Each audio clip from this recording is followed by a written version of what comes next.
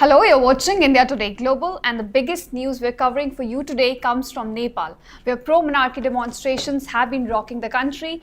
Now, a curfew has been imposed in several parts of Kathmandu after violent clashes were reported between police and pro-monarchy demonstrators.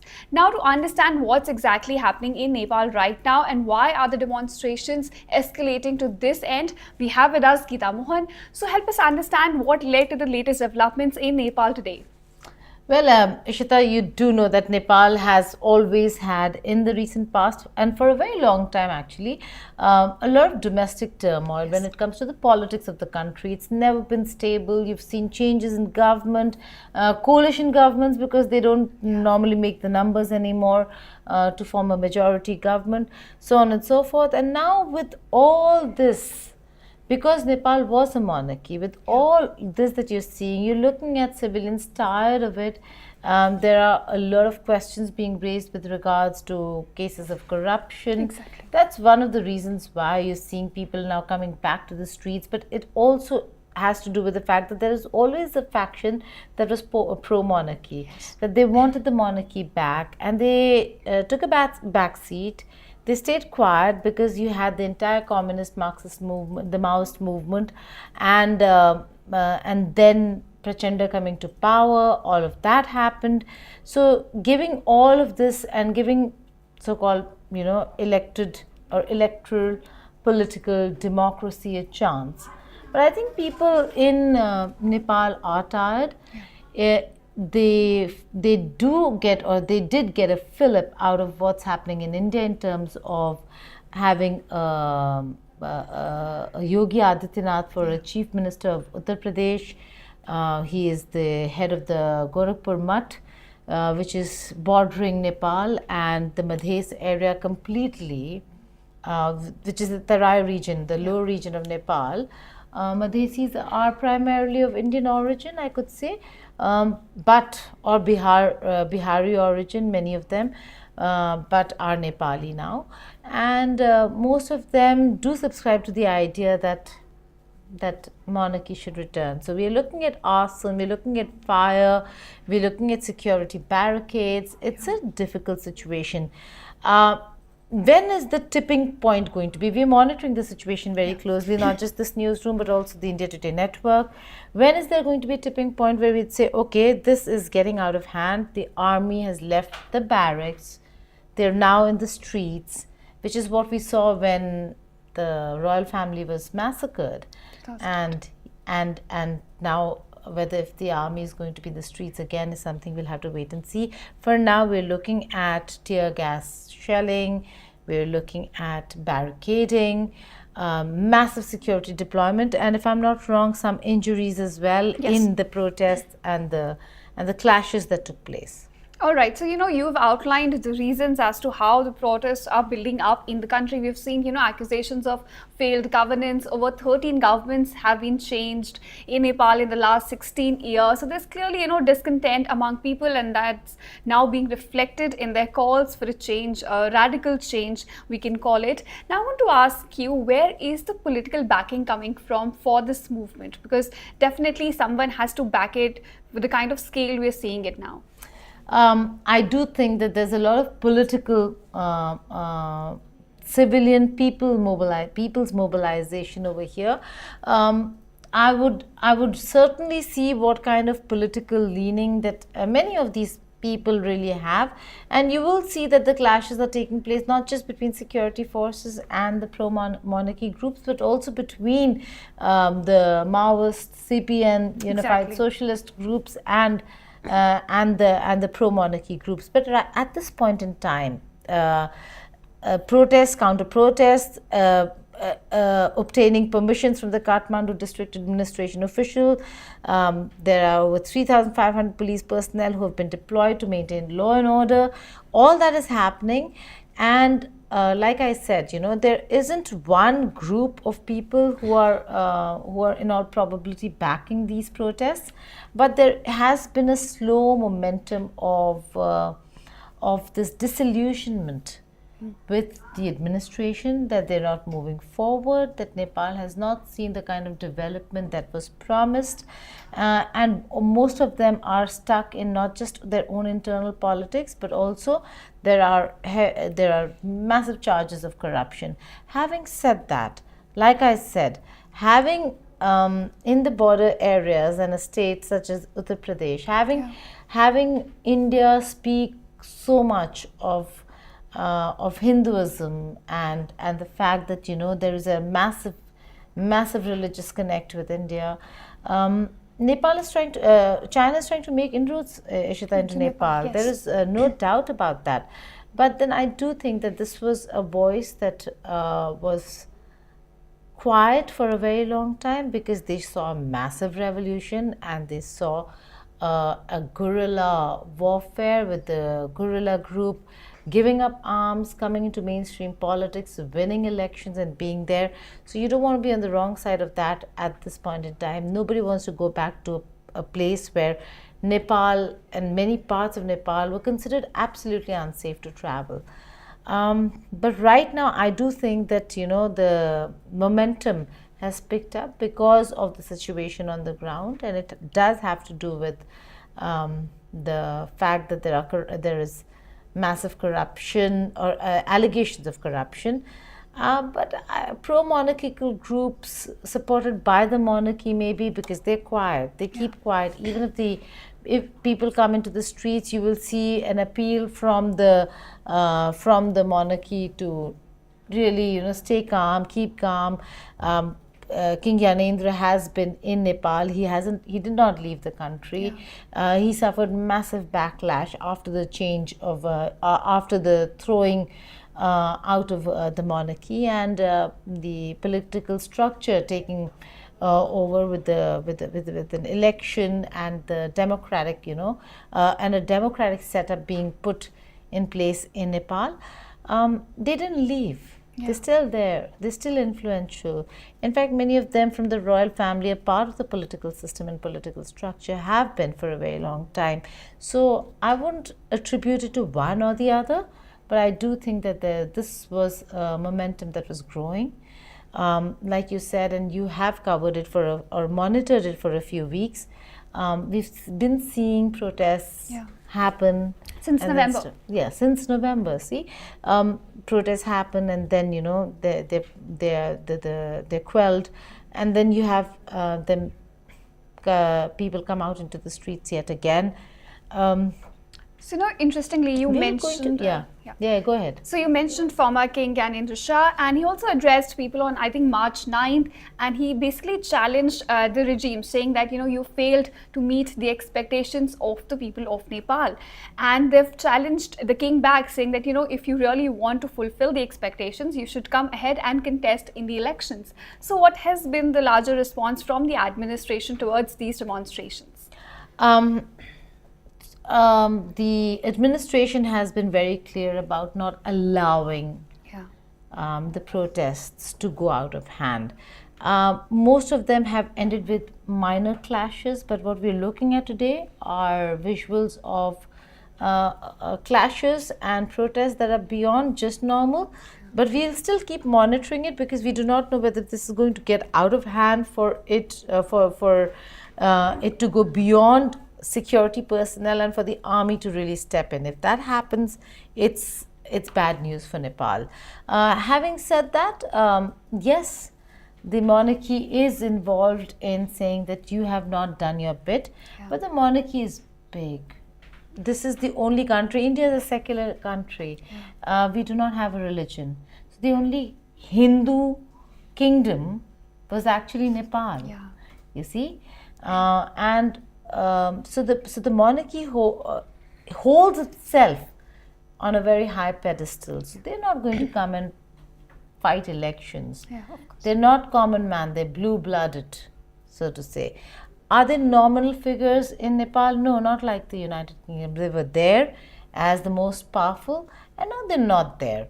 So I think they waited it out. There are protesters who are pro-monarchy protesters, the Rashtriya Prajatantra Party and other royalist royal family supporters have been out in the streets, but that's one party that has been pushing for the return of monarchy for a while now. Yeah. Is there an external force? Is there a foreign hand? I don't think so. There isn't one. Is there a lot of support that comes from certain quarters within India? Yes, of course, there is. Not because they don't want to see democracy, because they don't subscribe to this whole communist regime in Nepal that leans on China ever so often and becomes a problem for India. If you have the monarchy back, you will have some semblance of more realistic approach towards how Nepal looks at India and looks to India. Closer ties. There are familial ties between the monarchy in Nepal and the royal families, various royal families in India, married into each other's, courts and families, and that's certainly something that's a historical connect. So, would it be advantage India to have the monarchy back? Politically, if they return, yes. Would we want to support and project or extend our support officially? I don't think so. Not right away, not right now.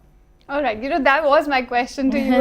Next question, that because you bring this foreign policy perspective to table, and most viewers, do not get a chance to often look at that angle of this situation, because as you mentioned, that China is trying to increase its influence in Nepal, and of course, India is closely monitoring all the developments, because we already saw what happened in Bangladesh, right? So, of course, we would not want to see a radical change, maybe, but what could be our next course of action looking at these developments? So India does monitor what's happening in Nepal very carefully, and there has been an uptick in the popularity of the king after the Mahakumbh. And don't forget the photographs of Yogi Adityanath and the king of Nepal, or the former king, yes. King, taking the holy dip, and those photos went viral.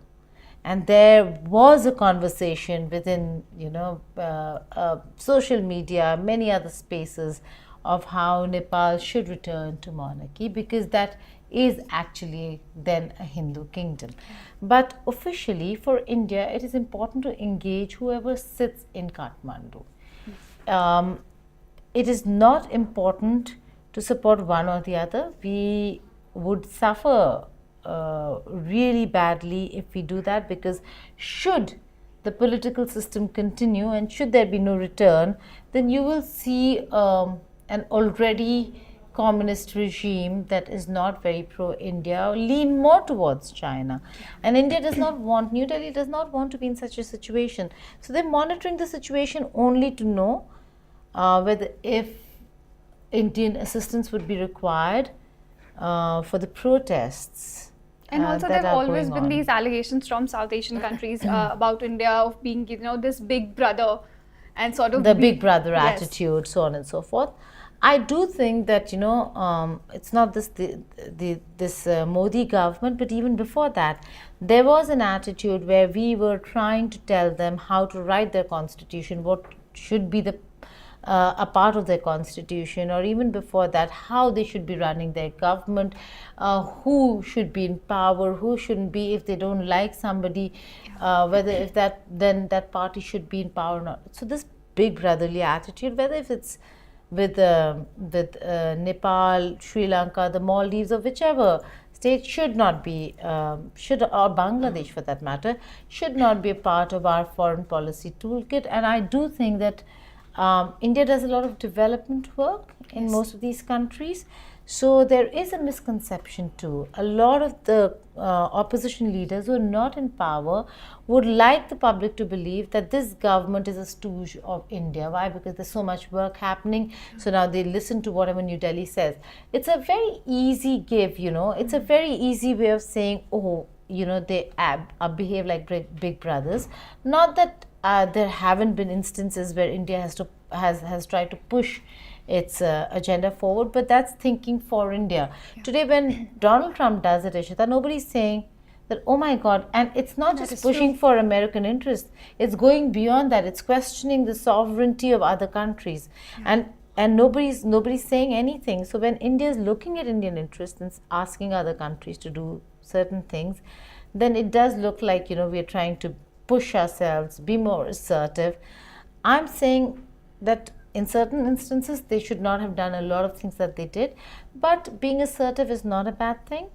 But you ought to respect the sovereignty, integrity, and the fact that the country has the right to take decisions for herself is something that should be respected by India. So all of that included in Nepal or in the region, it works very well for the opposition Yes. to use this against a ruling dispensation, saying, oh, they're sold out. Oh, they only listen to India.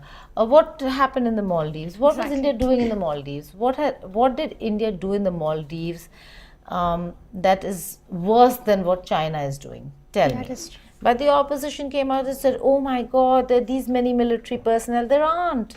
There weren't.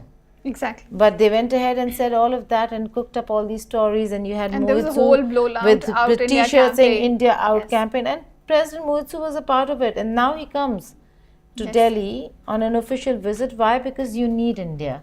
And India was kind enough or decent enough to engage, not just because, oh my God, India is a decent country, because we know the importance of the Maldives. Strategically, it's very important.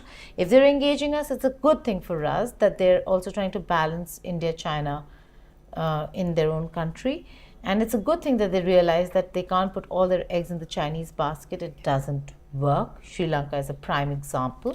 Similarly, in Nepal, they tried that very hard. They tried to put a lot in the Chinese basket, and then there was that blockade that happened, and they suffered at the hands. I'm not saying that that was the right decision. I don't think any country should block essential supplies, but and that was just terrible.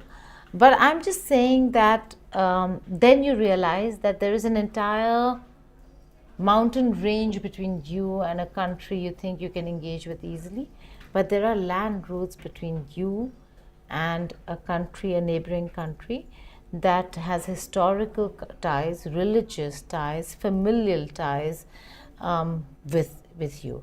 So I do believe that that realization with Prachanda, Pushpaka Dahal coming here, KP Oli coming here, very pro-China, but all of them coming here and engaging India is because of that realization. So whatever happens right now, for India, it will be a win-win. But on the foundation of instability in your neighborhood, you cannot build a strong region and neighborhood. So what we should be looking at, and what I think New Delhi is watching, is how bad the protests are going to get and whether the army will have to step in. Exactly. So my last question to you is, because you mentioned army, do you think the ball has started rolling, and this the demonstrations that we're seeing right now in Nepal could actually lead to a change? Well, that's hard to say, because you've seen it since November. They've happened, and then they go back, and then they've happened. I don't think that the visuals that we're seeing right now have reached a critical mass for a revolution that would lead to change. The kind we saw in Bangladesh, sorry. Yeah, in Bangladesh, or for that matter in Nepal itself. Yes. By the communists. So I've not seen that kind of massive outrage or the fact that it has reached a critical mass. But look at the visuals. You're looking at streets being barricaded. They're now almost barren. Why? Because or abandoned because of the protests and preemptive measures that security personnel are taking. So if they manage to do this and they send people back home, then I don't think it's going to bring about the kind of change that certain quarters want. But if it reaches a critical mass, we'll have to see how the there will have to be then some decisions at the administrative government level that will have to be taken in ensuring that there is a middle ground and an understanding or a negotiation. Would that mean returning to monarchy? I don't know. I don't really think it has reached that critical mass yet. All right, so we'll have to see how this pans out for Nepal as pro-monarchy sentiments grow in the country. Thank you for watching this with us, and we'll continue to track all the developments that are coming in from Nepal. Stay tuned to India Today Global.